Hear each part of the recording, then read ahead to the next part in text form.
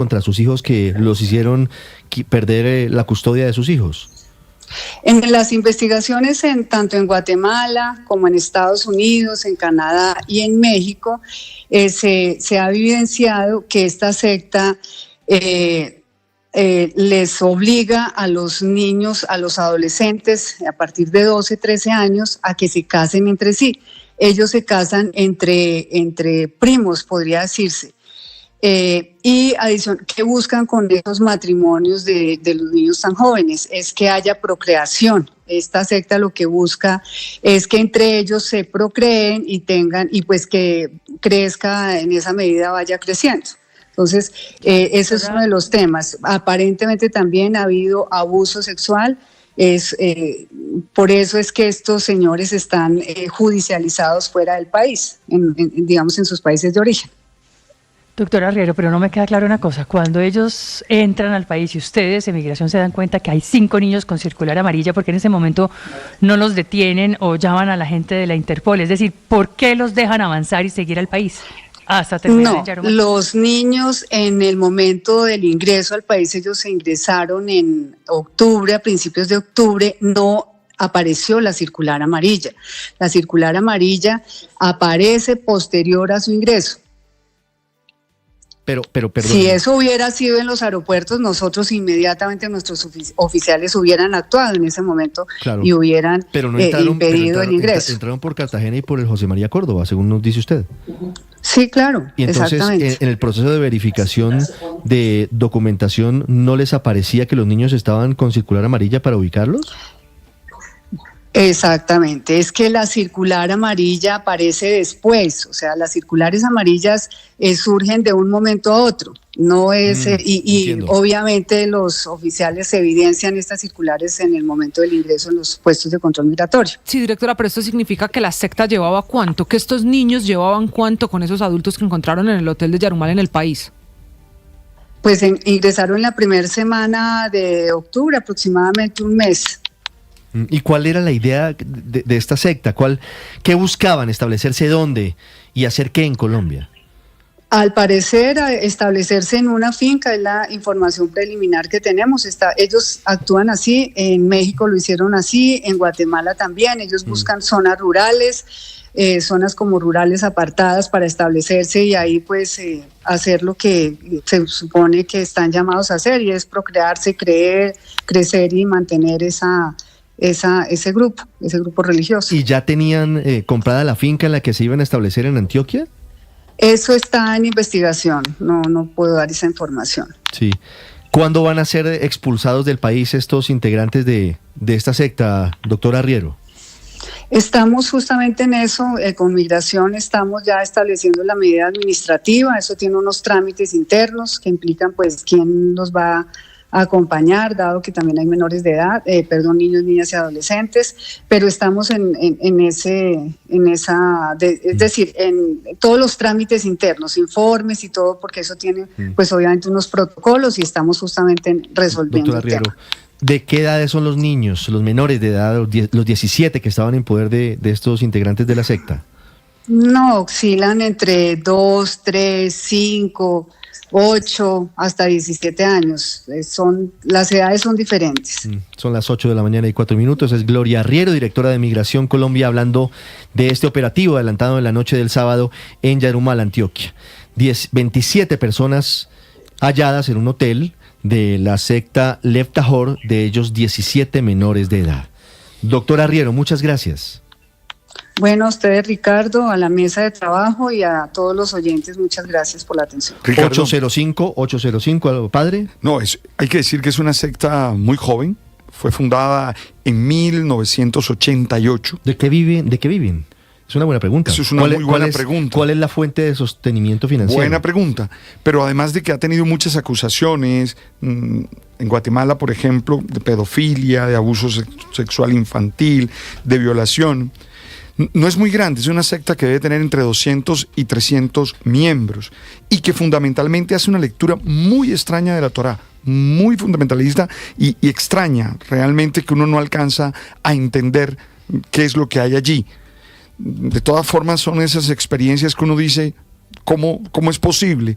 ¿Hasta dónde la experiencia religiosa se vuelve fanática y llega a extremos que daña al ser humano? Estás escuchando Blue Radio.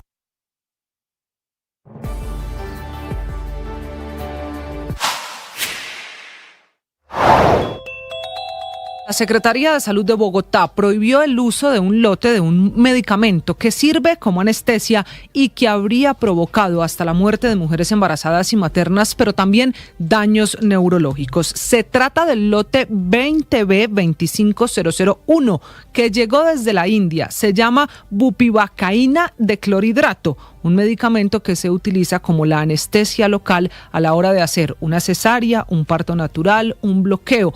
Por eso es un medicamento que está directamente relacionado con las mujeres en embarazo. La sospecha es que ese lote en específico causó efectos adversos graves y por eso la orden de no usarlo más, de retirar las cajas que vienen por 10 ampolletas que están almacenadas en hospitales, en quirófanos, en farmacias y en bodegas.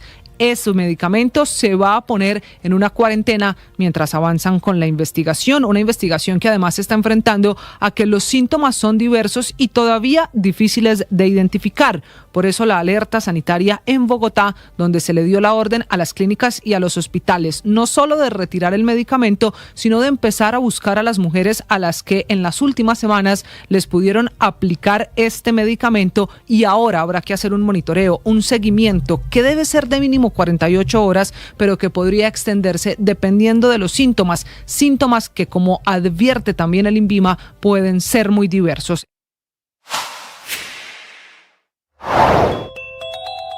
Nuevo escándalo que está sacudiendo al gobierno del presidente Gustavo Petro, revelado por Noticias Caracol, según el cual las disidencias de las FARC de alias Calarcá infiltraron al Ministerio de... Las monedas y lo que pasa en las bolsas se lo cuenta Mañanas Blue.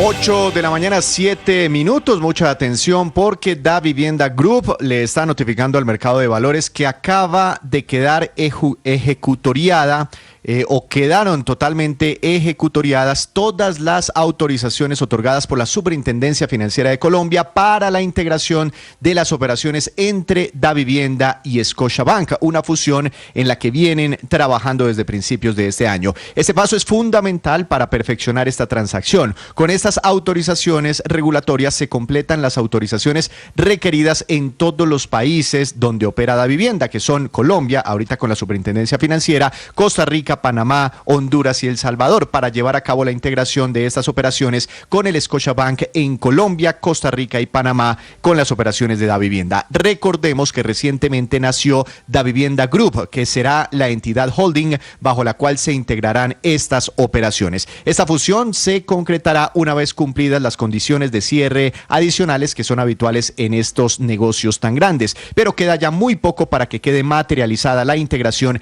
entre Davivienda y el Scotiabank.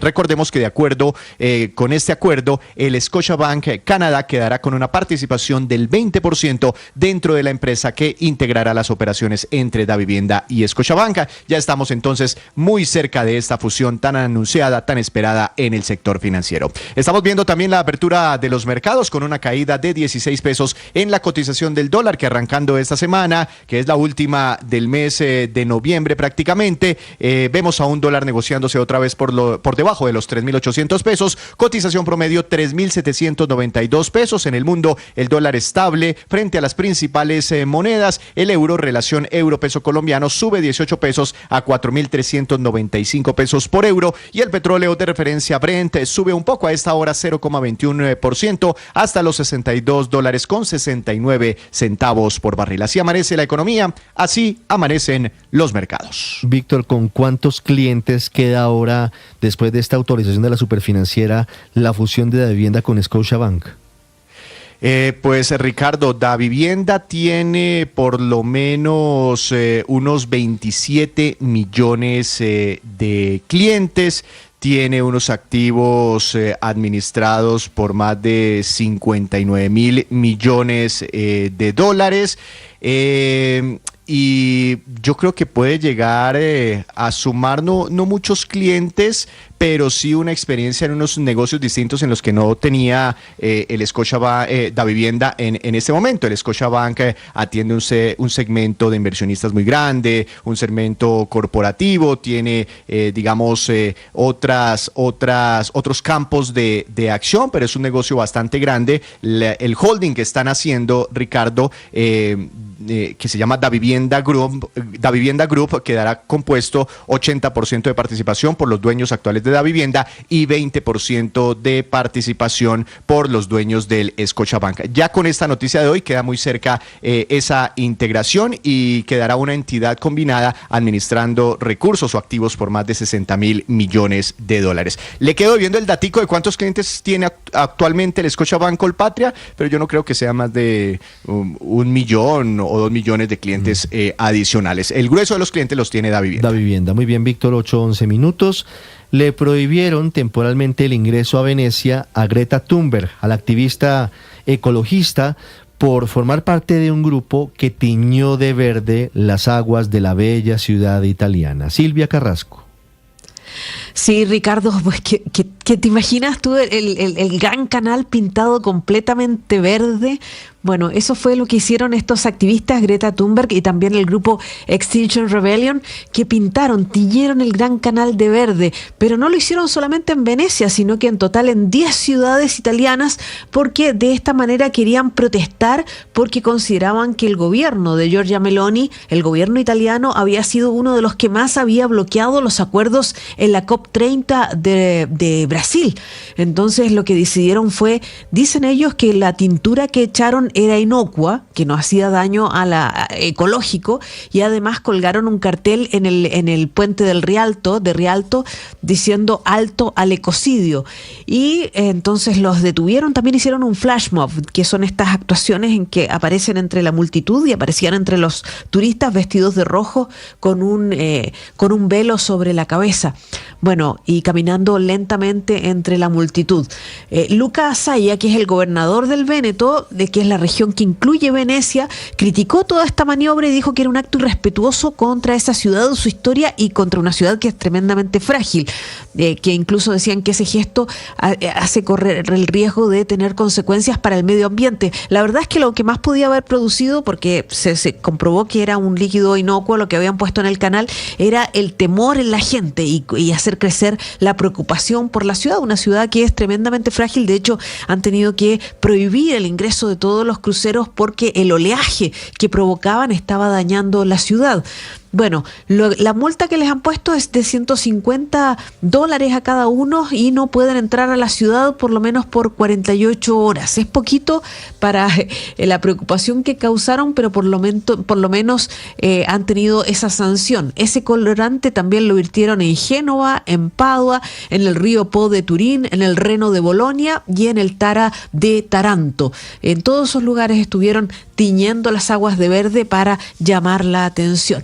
Por lo menos ahora no están arriesgando, por lo menos por lo que ellos dicen, no están arriesgando ni el ecosistema ni pinturas, como ocurre permanentemente en París o en Londres, donde van a los museos a lanzarle sopa encima a pinturas que son patrimonio de todos. Así que esta vez tienen esta sanción de 48 horas sin poder entrar a Venecia y además tienen que pagar una multa. Ahí Ricardo. estamos viendo las imágenes del gran canal de Venecia teñidas de verde. A veces esto termina convertido en otra cosa que no es activismo, que no son protestas, sino que están causando perjuicios. 8:15 minutos. Padre, ¿usted celebra Acción de Gracias? Yo celebro siempre Acción de Gracias. No como la fiesta americana. La fiesta estadounidense. No, la fiesta estadounidense. Algunos amigos me invitan, pero normalmente no es mi costumbre. Yo te digo que celebro Acción de Gracias porque para nosotros la Eucaristía significa eso, ¿verdad? Acción de Gracias. No, pero el día de Acción de Gracias, ¿no? La fiesta es linda, a mí, pero yo no la celebro. ¿No la celebro? No. María Consuelo. Que yo nací en Santa Marta. Tampoco. Yo nací En en Valledupar eso no pegó. ¿Orrego? No, señor. ¿Tampoco? No. Pues los invito a todos a mi casa porque linda. yo sí la celebro. ¿Usted sí la celebra? Bueno, gracias. Usted, es que nació en Michigan. No. Condenado. Mississippi. Mississippi, Oklahoma. No tiene nada que ver. Es una bonita oportunidad para agradecer. Sí, muy eso sí. linda. No, el sentido es precioso. Exacto. Pero le invito a que todos los domingos dé gracias. No un solo día, sino que todos Es los que domingos una dé gracias cosa en no la quita- Eucaristía, por ejemplo. Una cosa no quita la otra. ¿No? No, Yo no estoy quita la seguro que otra. no. Lo invito a un pavo rico, 8-15 minutos. Don Juan Camilo Merlano, ¿hay alivio económico en los precios de la cena de Acción de Gracias para este jueves en los Estados Unidos? Otro logro que está destacando el presidente Donald Trump. Bueno, Ricardo, no hay una festividad que disfruten más los estadounidenses como el Día de Acción de Gracias, que será este jueves, una festividad que este año está marcada por un alivio al bolsillo de los consumidores y de las familias estadounidenses que van a celebrar juntos esta conmemoración. En efecto, el presidente Trump lo ha venido destacando y hoy la Federación de Granjas Estadounidenses Americanas está dando detalles sobre la reducción en los precios de la típica cena de Acción de Gracias. Dice que en promedio una cena para un grupo de 10 personas va a tener un costo de $55.18. Eso es una reducción del 5% con respecto al año anterior, haciendo un discriminado de los principales platos o alimentos que hacen parte de esta cena de Acción de Gracias. Pues el más importante naturalmente es el pavo. Un pavo entero tendrá un costo, de acuerdo a lo que establece este promedio, de $21.50. Esto es una reducción del 16.2% con respecto a los niveles del 2024. También está, por ejemplo, las patatas dulces o las papas dulces de unas 3 libras tendrán un costo de unos $4. Bueno, esto aquí sí representa un incremento de alrededor del 3% con respecto al año anterior, pero también tienen, por ejemplo, las fresh cranberries, que son unas frutas que estas tendrán una reducción, por ejemplo, del 9%, tendrán un costo de $3.71. También está, por ejemplo, un estofado o el relleno en cubos, como se le conoce, que tendrá una reducción de unos $2 en su precio, un 3% de reducción, tendrán un costo de $2.28. Todo esto en medio, por supuesto, de lo que son las prioridades en materia económica de la administración Trump y también de un contexto de ya festividades aquí en Estados Unidos. Hoy al mediodía en la Casa Blanca la primera dama va a recibir el árbol de Navidad o el árbol con el que van a realizar el árbol de Navidad en el interior de la Casa Blanca. Lo van a recibir en el patio norte junto al presidente Donald Trump, y el día de mañana se espera la ceremonia que ya es una tradición desde los tiempos de Abraham Lincoln, del perdón presidencial a los pavos. Tradicionalmente el presidente de los Estados Unidos perdona siempre 1 o 2 pavos previo a la celebración de Acción de Gracias. Pues eso se espera en esta ocasión, que será el día de mañana. Aún no se han dado detalles de cuáles son los nombres de los 2 pavos que recibirán el perdón presidencial. Ricardo. Muy bien, Juan Camilo, 8-18 minutos. Mientras están en eso en Estados Unidos, también están aumentando la presión en contra del régimen de Nicolás Maduro.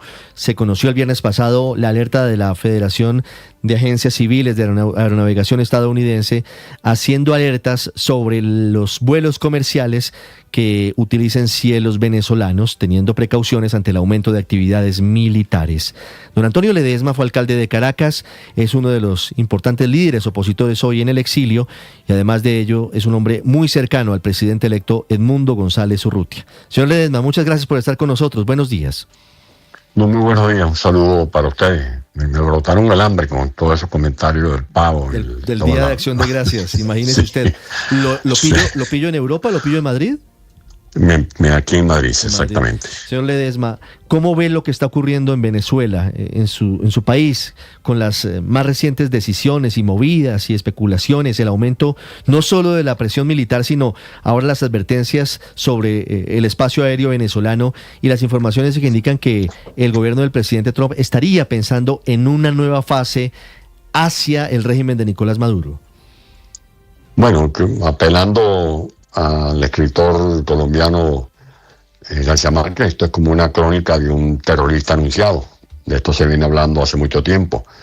Y es bueno que se lo recordemos a los oyentes, porque cuando se habla de este ataque al narcotráfico, esto no es una novedad.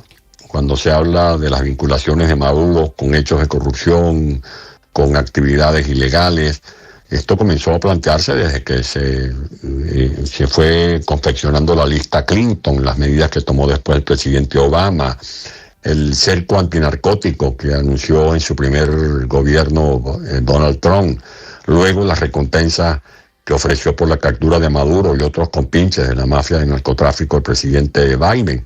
Y ahora, en esta nueva administración del presidente Biden, del presidente Donald Trump, se habla de esta guerra contra el narcotráfico, porque ya existen los informes, los documentos que dan lugar a que se haga esta clasificación ya no solo como simple dictador o un narcotraficante, sino aliado también del terrorismo internacional. Claro, señor Ledesma, ¿usted dentro de los escenarios considera viable la posibilidad de que haya una intervención militar estadounidense en Venezuela? Yo no puedo jugar con esos escenarios porque nosotros no tenemos poder de decisión. Lo digo nosotros los que estamos luchando para que en Venezuela se respete el resultado electoral. Esa es la lucha. Nosotros propusimos una elección en medio de grandes adversidades, como muy bien lo saben ustedes. Y creo que por eso, entre otras cosas, le dan el premio Nobel a María Corina, el premio Nobel de la Paz, porque hay que ser de talante muy pacifista, porque María Corina fue víctima de las burlas de Nicolás Maduro. Cuando yo oigo al presidente Petro, al presidente Lula hablar de diálogos, hablar de conversaciones, bueno, María Corina fue inhabilitada de manera arbitraria después que Maduro firmó un acuerdo en Barbados y juró y rejuró y prometió de que iba a respetar los derechos políticos de todos y las elecciones, etcétera, etcétera, etcétera. Y lo primero que hizo fue inhabilitar a María Corina. Y María Corina no se fue a la montaña a promover una guerrilla, se fue a las calles de Venezuela a promover la candidatura de Edmundo González. Y contra viento y marea ganamos esas elecciones. O sea, ese es un mecanismo pacifista que nosotros hemos activado. Que haya una guerra contra el narcotráfico, esos comandos no dependen de nosotros. En María Corina, ni Edmundo, ni ningún líder de la resistencia tiene capacidad de mando sobre un submarino, sobre un destructor, sobre un portaaviones, no.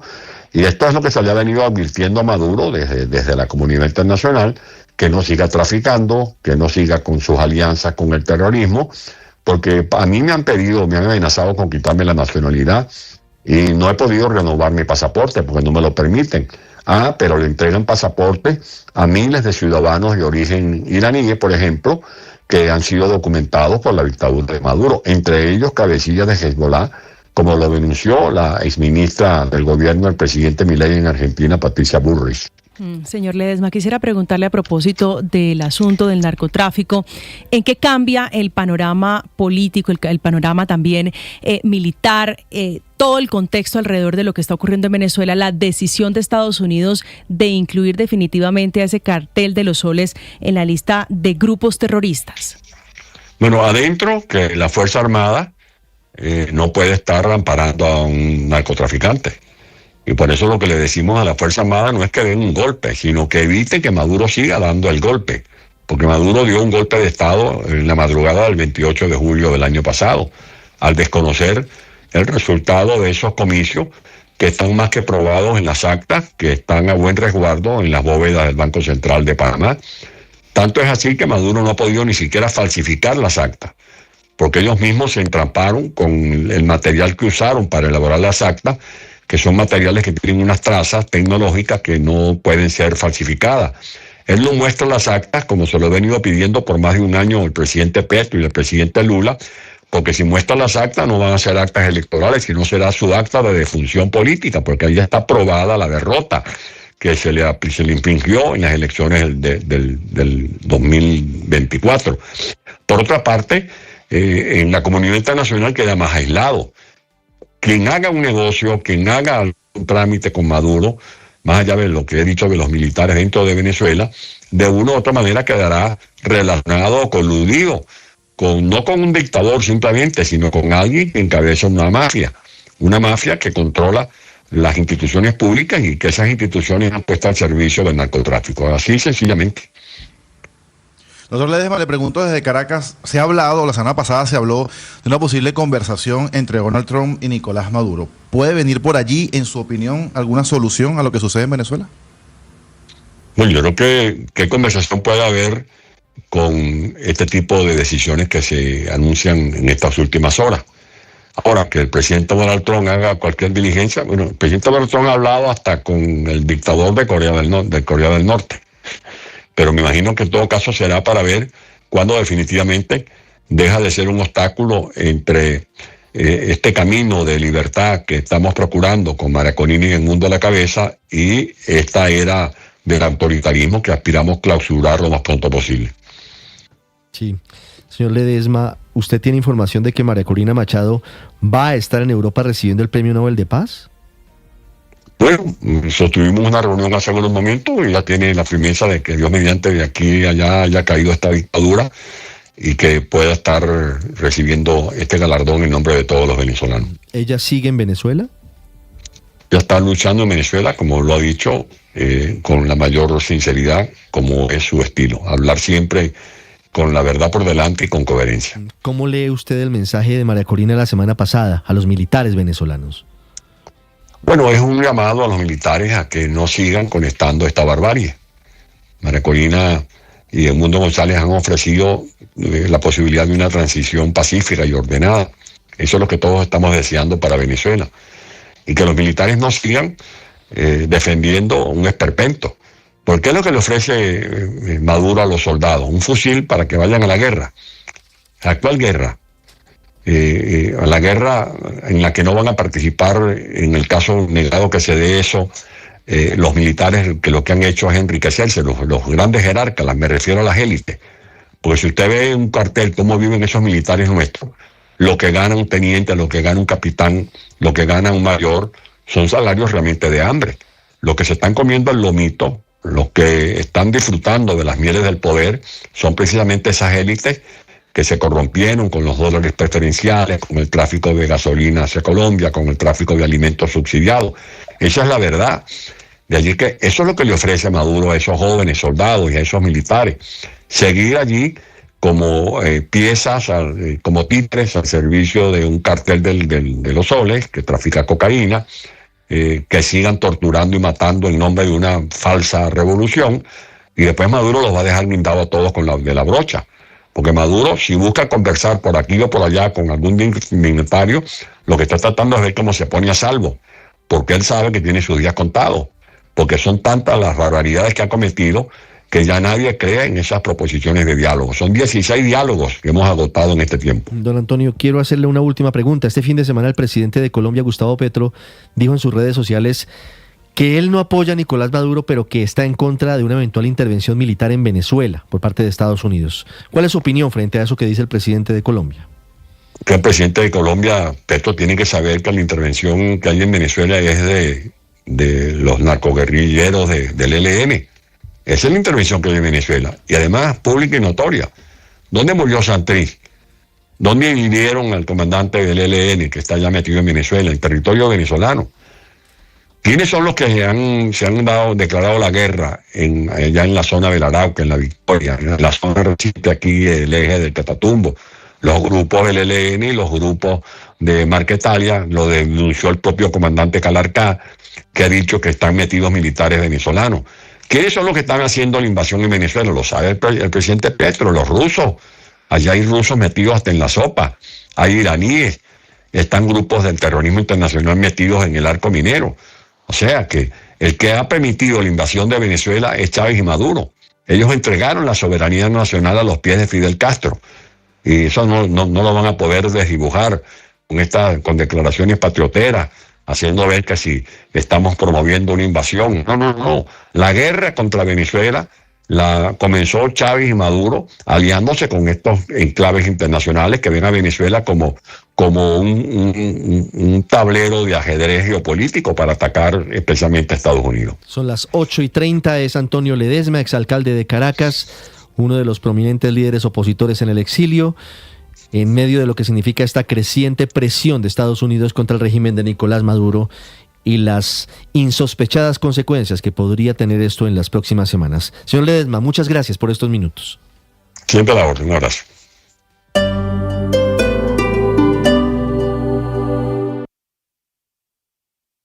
Estamos en la época más feliz del año, porque es el momento de compartir en familia, es el momento de hacer balances y de emprender propósitos. Les deseo una feliz Navidad a todos quienes nos ven a esta hora, a quienes son nuestros seguidores, y un próspero año 2026 desde Blue Radio. Se viene el mundial, la fiesta va a empezar. Con Blue todos disfrutan, nadie se nos queda atrás. Se viene el mundial, la fiesta va a empezar. Se juega en los estadios, se vive en Blue Radio.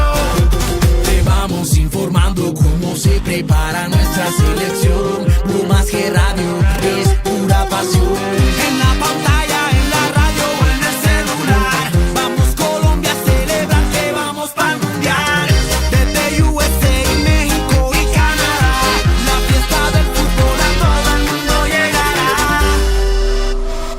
Porque viene el mundial, la fiesta va a empezar.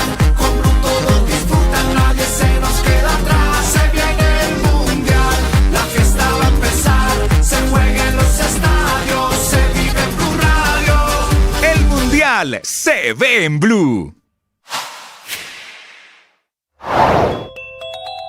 En esa tensión creciente entre Estados Unidos y Venezuela, hoy hay una visita clave a Puerto Rico. Estará el jefe del Estado Mayor Conjunto haciendo una revisión de las tropas justo en medio de esta designación del Cartel de los Soles como organización terrorista. El general Dan Racing Kane estará en Puerto Rico, pero también se estima que esté a bordo del USS Gerald Ford, del portaaviones que se encuentra ya en el área de operaciones del Mar Caribe. Llega, según lo que ha trascendido, para agradecerle a las tropas allí desplegadas. Recordemos que este jueves es el Día de Acción de Gracias en Estados Unidos, una de las fechas más importantes para los estadounidenses. Pero además coincide su visita con la designación del Cartel de los Soles como organización terrorista. Ya en el registro federal figura la designación formalmente de esta organización como terrorista de acuerdo a las leyes de los Estados Unidos, y esto le da mayores herramientas a Washington para adelantar operaciones directas, por ejemplo, ataques en contra de esta organización, aunque según lo que ha trascendido,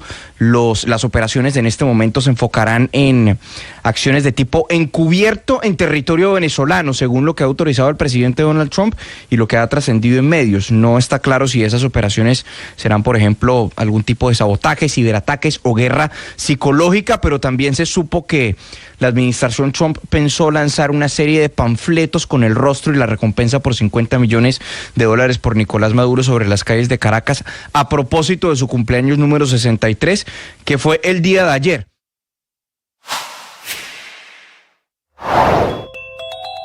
Primo Guy es toda una celebridad en las redes sociales. Su nombre real es Neider Yesid López Uñate y con solo 23 años responde a gran parte de la responsabilidad del Frente 36 de las FARC que delinque en el departamento de Antioquia.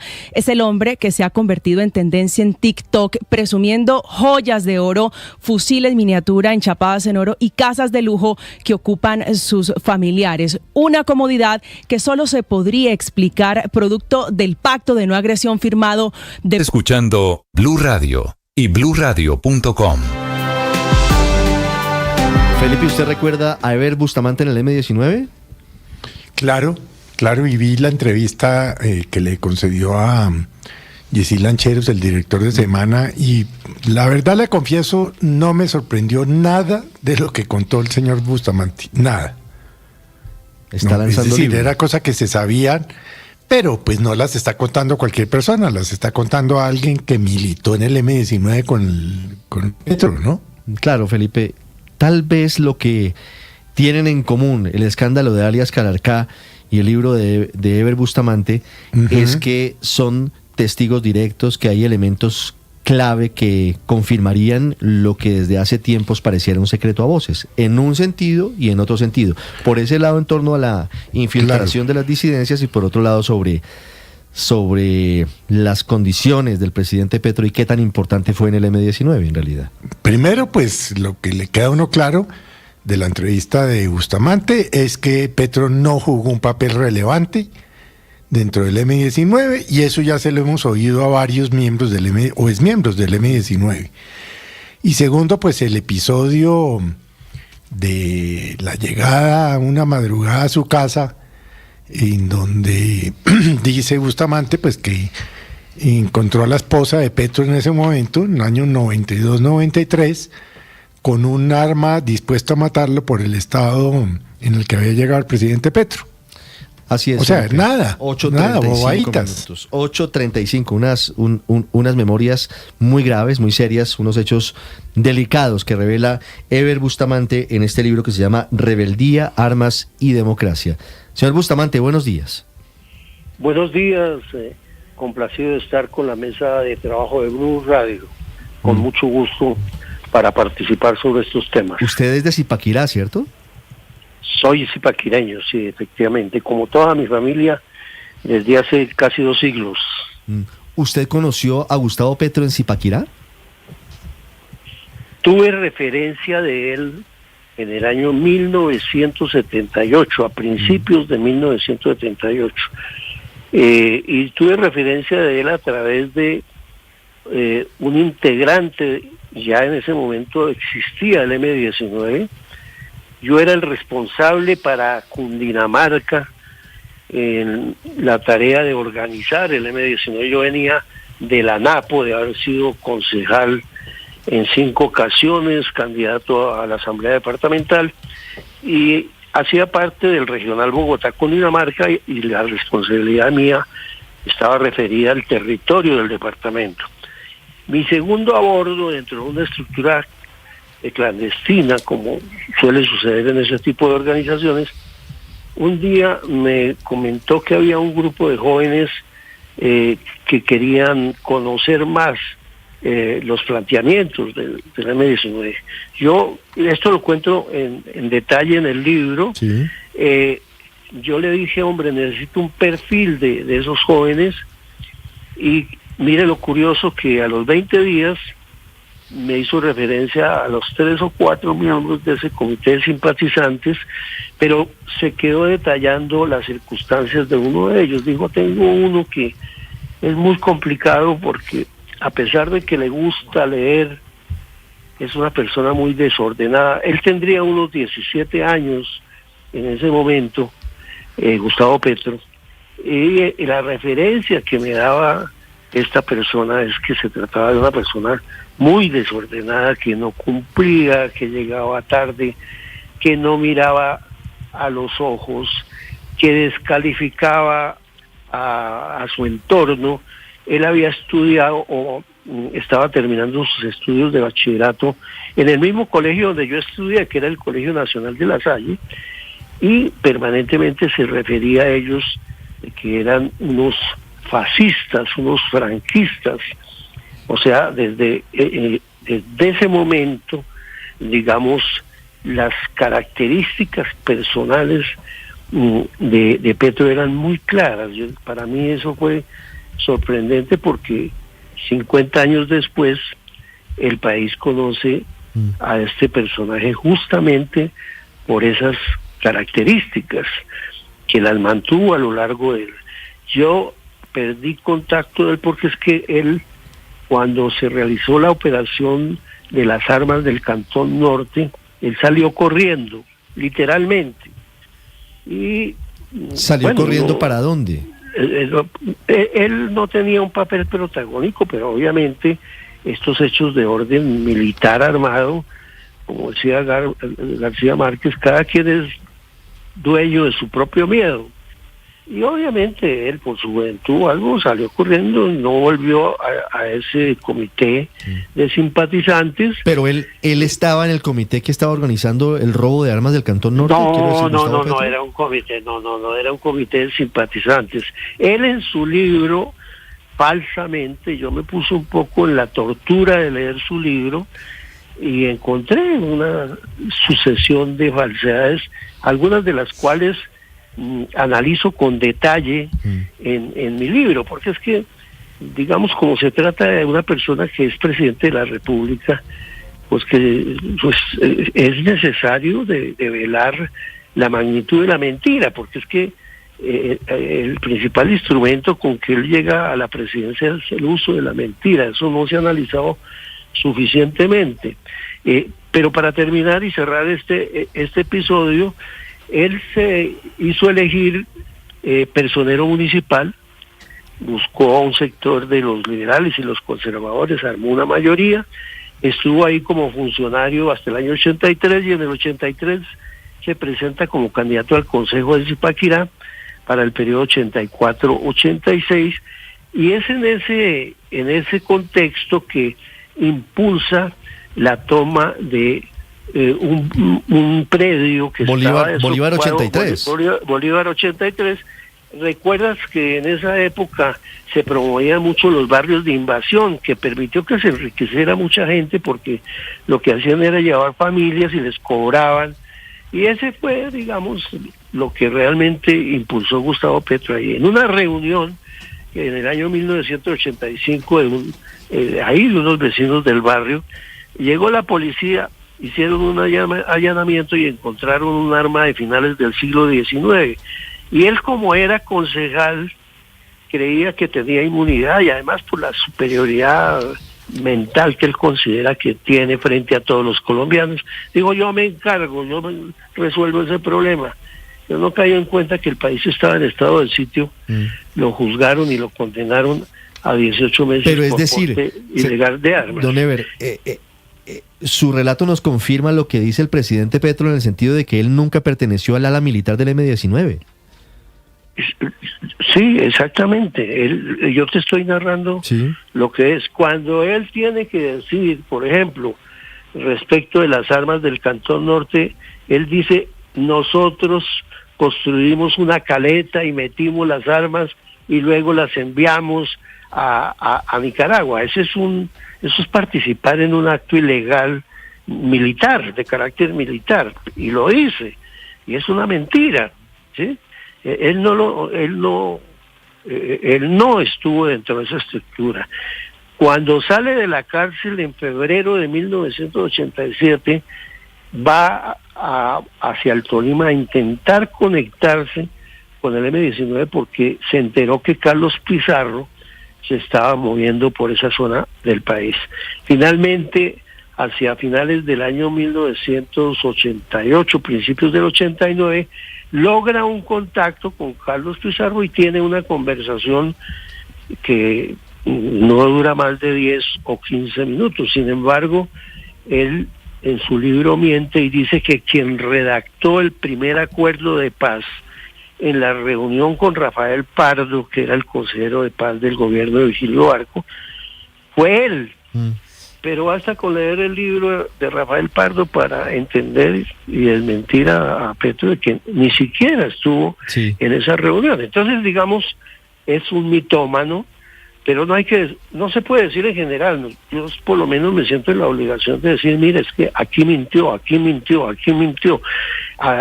Él cómo crece para la campaña, con una gran calumnia y una gran mentira, y es diciendo que Uribe es paramilitar. Sin embargo, hemos visto todos los procesos. Al presidente Uribe no le han podido demostrar absolutamente, pero su afirmación mentirosa es reiterativa a lo largo de eso, y por eso un engaño. Señor Bustamante. Gobierno. Sí. Porque con el tiempo se sabe la verdad. 8:44 minutos. Señor Bustamante, sobre eso quiero profundizar. ¿Qué tan importante fue Gustavo Petro para el M-19, para la cúpula del M-19? Usted nos dice que tuvo un encuentro breve con Carlos Pizarro, un encuentro de 15 minutos, pero el presidente, pues, en su libro y en los discursos, se atribuye una mayor importancia dentro de ese grupo guerrillero. Claro, porque él considera que él hace parte de todos los acontecimientos de la historia. Él no puede estar un poquito por fuera, pero él no tuvo ninguna importancia en la historia del M-19, ni en sus hechos y sus tragedias de guerra, ni en los hechos de paz. No hay un solo documento, no hay una sola discusión, no hay un solo aporte, ni en lo militar ni en lo político, en la historia del M-19 de Gustavo Petro. Como no lo hay en el país, es que si tú tocas el tema de la paz total, no hay un documento, porque es que las cosas cuando se plantean tienen que ser un soporte de investigación, tiene que haber unos referentes, unas matrices, unos protocolos. Eso no existe en ninguna de las en los planteamientos de Gustavo Petro hay soporte real, hay improvisación, hay un discurso, porque él cree que la política es el discurso, y por eso los resultados de su gestión administrativa es un total fracaso. Lo que ha pasado con la economía, lo que pasa con la fuerza pública, lo que pasa con la educación, lo que pasa con la salud. Pero eso sucede cuando el soporte de todo eso es la mentira.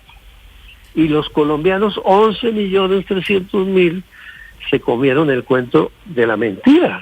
Señor Bustamante, a propósito de ese libro al que usted hace referencia, que se llama Una vida, muchas vidas, quisiera preguntarle, porque ya usted nos ha aclarado sobre la participación o la relevancia militar. Usted nos dice no tenía ningún papel, pero quisiera preguntarle por el rol político del entonces concejal Gustavo Petro, o el simpatizante Gustavo Petro del M-19, porque él se dibuja como un hombre de gran importancia política, a quien escuchaba incluso Carlos Pizarro dentro del M-19. ¿Cuál era la situación de él y qué tan escuchado y qué tan importante era hablando políticamente dentro del M-19? No es cierto, es que Gustavo Petro es una persona que ha mentido en su niñez, en su juventud, en su edad adulta y en la edad mayor en la que está entrando, sigue mintiendo. Entonces él se atribuye una serie de acontecimientos, por ejemplo, en el Consejo de Ministros, donde anunció el nombramiento de Armando Benedetti, dijo, es que él es igual a Jaime Bateman, porque yo lo conocí. Miente para justificar la vinculación de una persona muy cuestionada en el país, de la política tradicional, y tratar de convencer a los que lo siguen en ese cuento, que es un cuento ya superado porque es prehistórico, de que él es un hombre que tiene el feeling de Jaime Bateman. Jaime Bateman fue un hombre de la guerrilla, pero era también un hombre de la política, combinaba con una visión y con una inteligencia que le reconocían varios presidentes de Colombia que lo conocieron, se la reconocen, es un estratega. Pero, y Gustavo Petro pues no tuvo, en primer lugar, ninguna vinculación personal con Jaime Bateman. Jaime muere en el 83, cuando Petro era todavía personero de Zipaquirá. Entonces eso no tiene absolutamente ningún sentido. Él intenta en el año 89, cuando ya se estaba en todo el proceso de negociación, ir a hablar con Carlos, y hace una afirmación temeraria diciendo que él fue el que redactó el primer documento de la paz en Colombia, porque Carlos Pizarro era un guerrerista. Hay que conocer, yo en el libro publico varios documentos que acreditan cuál era la posición que venía liderando Carlos Pizarro y que culminan en las negociaciones con el gobierno. Las tres grandes estrategias las recoge el presidente Barco en la reunión de los primeros días de abril del año 1989, y eso es parte sustancial del acuerdo, que después se refleja en el discurso de aceptación de la candidatura presidencial el 19 de abril del año 90, cuando lamentablemente a los 20 días lo matan, pero es la base programática, filosófica, ideológica que le queda al M-19, y con esa herramienta va a la Asamblea Nacional Constituyente. Entonces, Gustavo es un gran farsante, es un estafador de la política, y por eso su resultado ha sido de un total fracaso. Sí, señor Bustamante, yo quiero preguntarle por las condiciones de la personalidad de Gustavo Petro. Usted nos hablaba del año 78, de cuando usted en Zipaquirá lo recibió, tuvieron dificultades para hacer un perfil de él. Nos dice que era un hombre desordenado, que no miraba nunca los ojos, que siempre descalificaba a su opositor incluso en debates o incluso en su vida cotidiana. ¿Qué puede decir después sobre la condición personal de Gustavo Petro, que en el libro además se retrata con un episodio bastante tenso, bastante difícil en la vida de Gustavo Petro y también en la vida suya? Sí, yo diría que, en primer lugar, en la vida pública se necesita un mínimo de valores éticos, de valores morales. En cualquier actividad profesional se necesita eso. y yo lo debo decir con toda claridad, Gustavo Petro no tiene, digamos, esos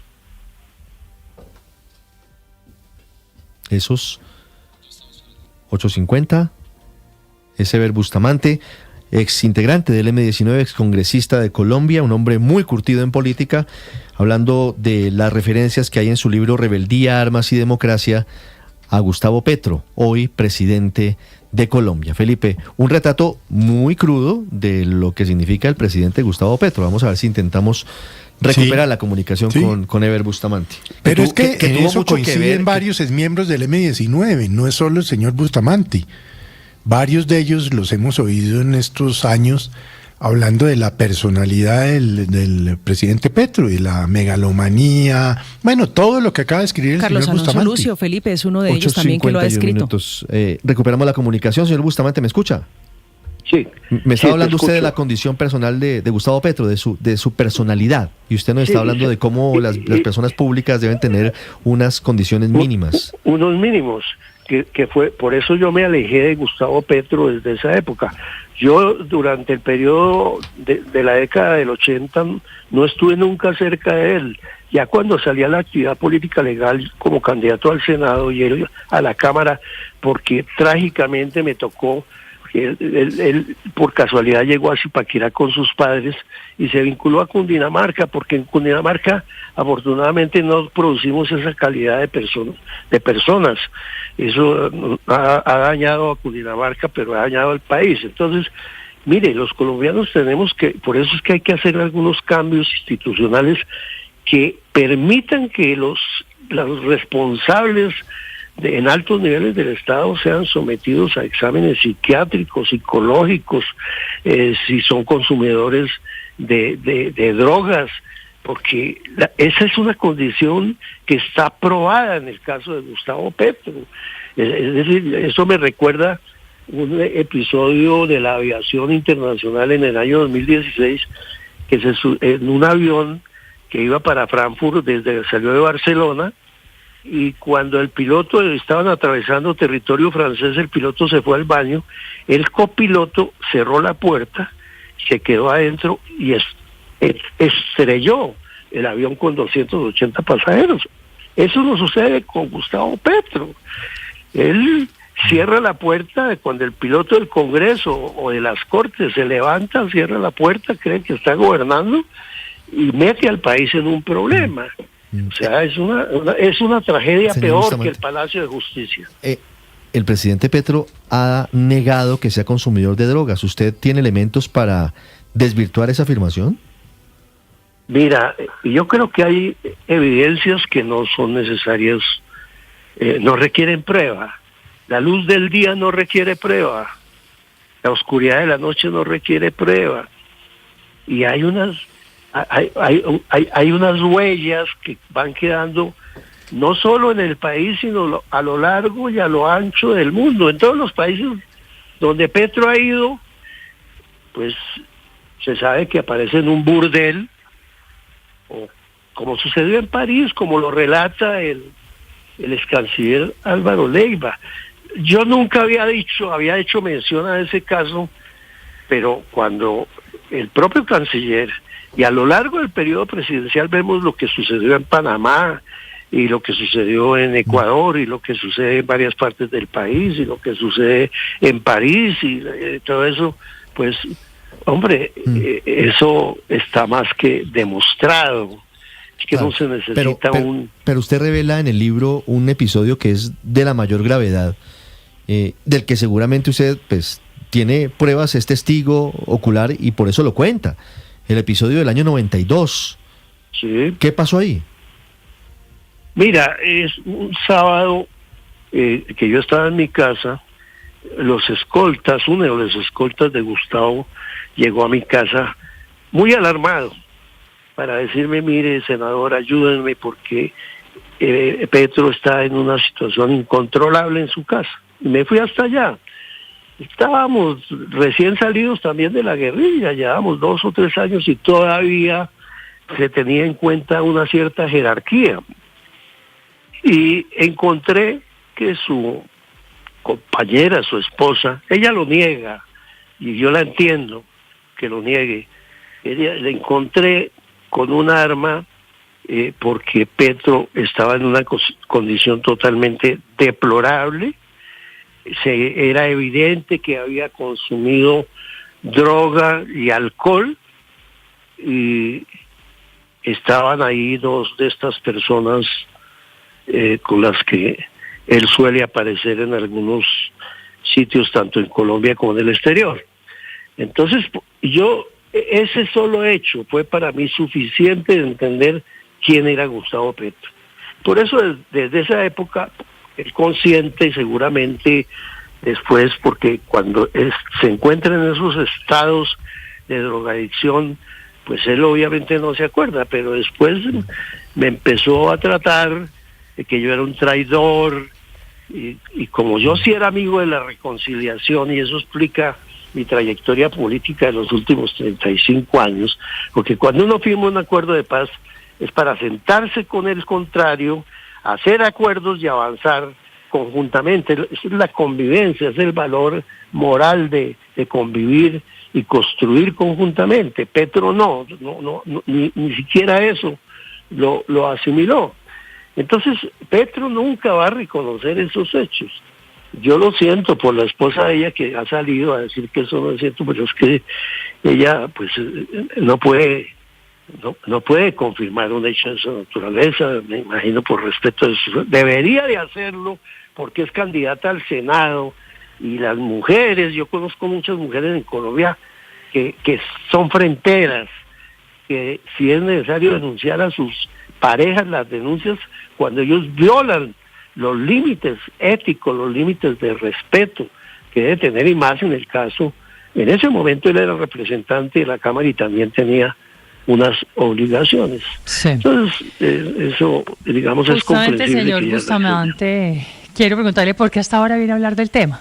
Es que nos narra usted de episodios que ocurrieron en los 70, en los 80, en los 90, hace muchos años, y por qué solamente hasta ahora lo cuenta públicamente. Por una razón, es que si tú miras la memoria, el libro es una memoria. Empiezo narrando el 19 de abril de 1970, y es una cronología. Y ese hecho que sucedió con Petro fue en el año 1992. Pero yo, para preservar la limpieza del texto, decidí que a lo largo de mi testimonio sobre los hechos de la política nacional y los operativos y actuaciones que me constaron y los cuales tuve conocimiento en el M-19, pues no quise contaminar el libro, porque además Petro no estaba en ninguna parte de esos hechos políticos y militares. Entonces, cuando llego al año 92, hago referencia ya a los desarrollos de la Constituyente, todo lo que hicimos en el Congreso para intentar avanzar en el desarrollo de las normas adoptadas en la Constitución, y al final del libro dedico un subcapítulo de 6 o 7 páginas a Petro, porque yo también estaba en la obligación de descontaminar mi libro, porque digamos es que todo lo que toca Petro o donde se le menciona contamina, y yo quería de alguna manera un texto limpio, un texto que no se contaminara con conductas, con procedimientos, con liderazgos tan cuestionados como lo ha sido el de Gustavo Petro. Entonces le dedico esas 5 páginas y lo analizo desde cuando se vinculó en un grupo de simpatizantes al M-19 en el año 1977. O sea, todo lo que conocí de él lo cuento ahí. 5 páginas del libro que tiene exactamente... Exacto. 290 páginas. Dice... No merece más. Ever Bustamante que le dedica solamente 5 páginas a Gustavo Petro. Le quiero hacer una última pregunta, señor Bustamante. Sí, claro. Una pregunta de oyentes que dicen que dentro de su calificación a Gustavo Petro está su actual orilla política. Usted fue congresista del Centro Democrático, al final terminó siendo cercano al expresidente Álvaro Uribe, fue su funcionario, de hecho, en varias dependencias.